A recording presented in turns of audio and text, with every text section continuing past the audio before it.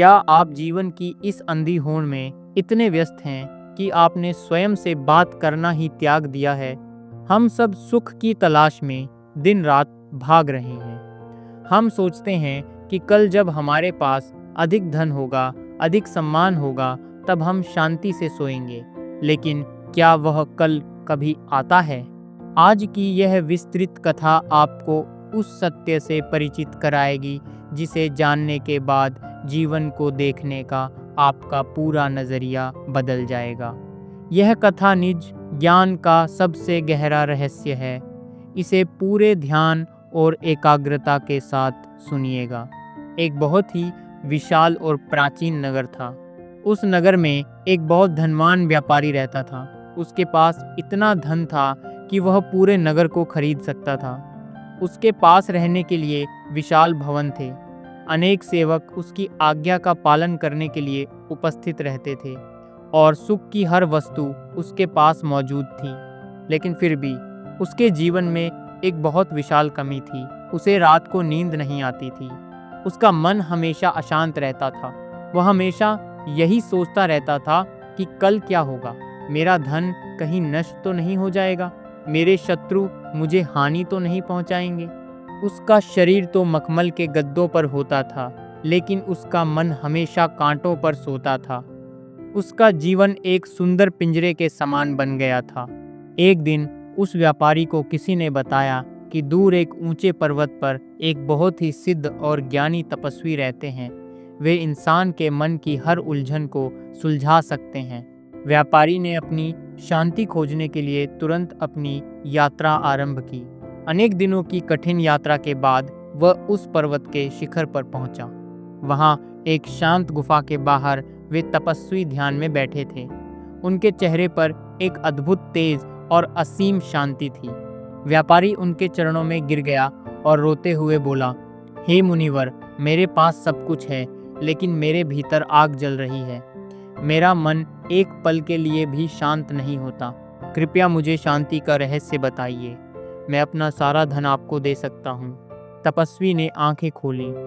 उन्होंने व्यापारी की ओर देखा और बहुत ही शांत स्वर में कहा, मैं तुम्हें शांति का रहस्य अवश्य बताऊंगा। मुझे तुम्हारे धन की कोई आवश्यकता नहीं है, लेकिन तुम्हें मेरा एक छोटा सा काम करना होगा। व्यापारी तुरंत सहमत हो गया। तपस्वी ने उसे बांस की बनी एक खाली टोकरी दी और कहा, इस टोकरी को लो और नीचे उस नदी के पास जाओ। उस नदी के किनारे बहुत से सुंदर और चिकने पत्थर हैं। तुम उस टोकरी में वे पत्थर भरकर मेरे पास ले आओ। व्यापारी को यह काम बहुत आसान लगा। वह तुरंत नदी के पास गया। उसने देखा कि नदी के किनारे सच में बहुत ही सुंदर और चमकते हुए पत्थर थे। उसने एक एक करके वे पत्थर अपनी टोकरी में डालना आरंभ किया। जैसे जैसे वह पत्थर डाल रहा था, टोकरी का वजन अधिक होता जा रहा था। जब टोकरी पूरी तरह भर गई तो व्यापारी ने उसे उठाया और पर्वत की ओर वापस चलने लगा। पर्वत का रास्ता बहुत कठिन और ऊंचा था। कुछ ही समय में व्यापारी की सांस फूलने लगी। उसके कंधों में भयानक दर्द होने लगा। टोकरी का वजन उसे कुचल रहा था। पसीने से उसका पूरा शरीर भीग गया। हर एक कदम उठाना उसके लिए असंभव सा हो रहा था, लेकिन उसने हार नहीं मानी। किसी तरह संघर्ष करते हुए वह उस भारी टोकरी को लेकर तपस्वी के पास पहुंच गया। वह हांफते हुए जमीन पर गिर गया और बोला, मुनिवर, मैं यह टोकरी ले आया हूँ। यह बहुत ही भारी थी। मेरे कंधों की नसें खिंच गई हैं। अब कृपया मुझे शांति का रहस्य बताइए। तपस्वी हंसे। उन्होंने उस टोकरी को देखा और कहा, मेरे मित्र, इस टोकरी को ध्यान से देखो। तुमने इसमें क्या भरा है? व्यापारी ने उत्तर दिया, मैंने इसमें वे सुंदर पत्थर भरे हैं जो आपने मुझे लाने को कहा था। तपस्वी ने गंभीर स्वर में कहा, यही तुम्हारे जीवन का और तुम्हारी अशांति का सबसे सत्य कारण है। तुमने इन पत्थरों को क्यों उठाया? क्योंकि ये तुम्हें सुंदर लगे। तुमने लालच में आकर अपनी क्षमता से अधिक पत्थर इस टोकरी में भर लिए, और जब तुम इस भारी टोकरी को लेकर इस ऊंचे पर्वत पर आ रहे थे तो तुम्हारा पूरा ध्यान सिर्फ इस वजन पर था।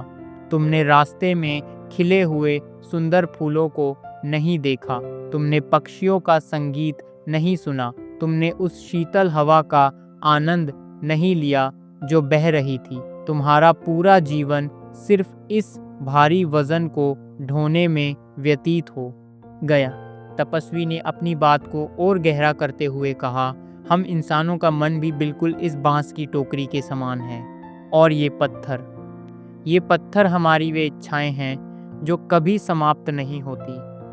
धन का लालच, दूसरों से आगे निकलने की हों, अतीत की बुरी यादें और भविष्य की व्यर्थ चिंताएं, ये सब वे भारी पत्थर हैं जिन्हें हम रोज अपने मन की टोकरी में डालते रहते हैं। जब तुम जन्म लेते हो तो तुम्हारा मन बिल्कुल खाली और हल्का होता है, लेकिन जैसे जैसे तुम जीवन में आगे चलते हो, तुम इस दुनिया के झूठे सुखों को सच मानकर उन्हें अपने मन में जमा करने लगते हो। मुझे और धन चाहिए, मुझे और सम्मान चाहिए, उस इंसान ने मेरा अपमान क्यों किया, ये सब विचार तुम्हारी टोकरी के पत्थर हैं। और फिर तुम शिकायत करते हो कि जीवन बहुत कठिन है, नींद नहीं आती, शांति नहीं है। शांति कैसे होगी? तुमने स्वयं ही अपने मन को इतना भारी कर लिया है कि तुम जीवन की असली सुंदरता को देख ही नहीं पाते। तुम अपने ही लालच और अपने ही विचारों के वजन तले दब गए हो। व्यापारी की आंखें खुल गईं। उसे अपना पूरा जीवन उस टोकरी में दिखाई देने लगा। उसने कांपते हुए स्वर में पूछा, तो अब मैं क्या करूं मुनिवर?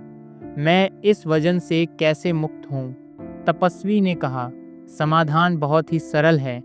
इन पत्थरों को एक एक करके वापस उसी नदी में फेंक आओ। जो वस्तु तुम्हारी नहीं है उसे थाम कर मत रखो। अतीत बीत चुका है, उसे भूल जाओ। वह एक भारी पत्थर है, भविष्य अभी आया नहीं है, उसकी चिंता करना व्यर्थ है। उसे भी नदी में फेंक दो। धन और संपत्ति सिर्फ जीवन यापन के साधन हैं, उन्हें अपने अहंकार का कारण मत बनाओ। जिस दिन तुम अपने मन की इस टोकरी को पूरी तरह से खाली कर दोगे, उसी दिन तुम्हें वह शांति मिल जाएगी जिसे तुम पूरी दुनिया में खोज रहे हो। शांति कोई वस्तु नहीं है जिसे बाहर से लाया जा सके। शांति तो बस इस वजन को नीचे रख देने का नाम है। व्यापारी ने उसी समय वे सभी पत्थर नीचे खाई में फेंक दिए। जैसे ही टोकरी खाली हुई, उसे लगा जैसे उसके मन का सारा भारीपन हवा में विलीन हो गया हो। उसने तपस्वी से एक अंतिम प्रश्न किया, गुरुदेव, आपने मेरे अज्ञान के सारे अंधकार को मिटा दिया, लेकिन जब मैं वापस उस दुनिया में जाऊंगा जहां लोग सिर्फ स्वार्थ की भाषा समझते हैं, तो मैं अपनी शांति को कैसे बचाए रखूंगा? वे लोग मुझे फिर से उसी माया के जाल में खींचने का प्रयास करेंगे। तपस्वी मुस्कुराए और उन्होंने एक बहुत ही सुंदर उदाहरण दिया। क्या तुमने कमल का फूल देखा है? वह कमल कहाँ खिलता है? वह कीचड़। यहाँ मैं आपको बता दूं कि कीचड़ में बिंदी नहीं लगाई है, यह एकदम साफ है। वह अशुद्ध जल में खिलता है। उसके चारों ओर गंदा पानी होता है, दुर्गंध होती है। लेकिन क्या वह कमल उस गंदगी को अपने ऊपर हावी होने देता है? बिल्कुल नहीं। वह उस अशुद्ध जल में रहकर भी उससे अछूता रहता है। गंदगी का एक कण भी उसकी पंखुड़ियों को मलिन नहीं कर पाता। तुम्हें भी दुनिया के बीच में बिल्कुल उस कमल के समान रहना है। अपना कर्म करो, व्यापार करो, धन कमाओ, परिवार का पालन करो, लेकिन इन सब में लिप्त मत हो। यह याद रखो कि तुम इस संसार में हो, लेकिन यह संसार तुम्हारे भीतर नहीं होना चाहिए। जब जल नाव के बाहर होता है तो वह नाव को चलाता है, लेकिन जब वही जल नाव के भीतर आ जाता है तो वह नाव को डुबा देता है। संसार का जल अपने मन की नाव के भीतर मत आने दो। अनासक्त भाव से अपना जीवन जियो। व्यापारी बिना कुछ बोले असीम शांति के साथ अपने घर वापस आ गया। उस रात उसने अपने जीवन की सबसे गहरी और सुकून भरी नींद ली। दोस्तों, ये दर्शन हमारे जीवन की हर समस्या का पूर्ण समाधान है। हम सब उस व्यापारी के समान ही जीवन की इस अंधी होड़ में शामिल हैं। हम भूल गए हैं कि हम कौन हैं और हम यहाँ क्यों आए हैं। हम बस एक दूसरे से आगे निकलने के लिए हाँफ रहे हैं। रुकिए, एक गहरी सांस लीजिए, अपने मन को देखिए। जो व्यर्थ का वजन आपने उठा रखा है उसे आज ही नीचे रख दीजिए। कमल के फूल की तरह खिलना सीखिए। दुनिया की कोई भी स्थिति, कोई भी इंसान आपकी शांति को तब तक नहीं छीन सकता जब तक आप स्वयं उसे इसकी अनुमति न दें। स्वयं के भीतर उस परम आनंद को खोजिए जो हमेशा से आपका ही था। निज ज्ञान का असली अर्थ यही है, स्वयं को जानना और सभी भ्रमों से हमेशा के लिए मुक्त हो जाना।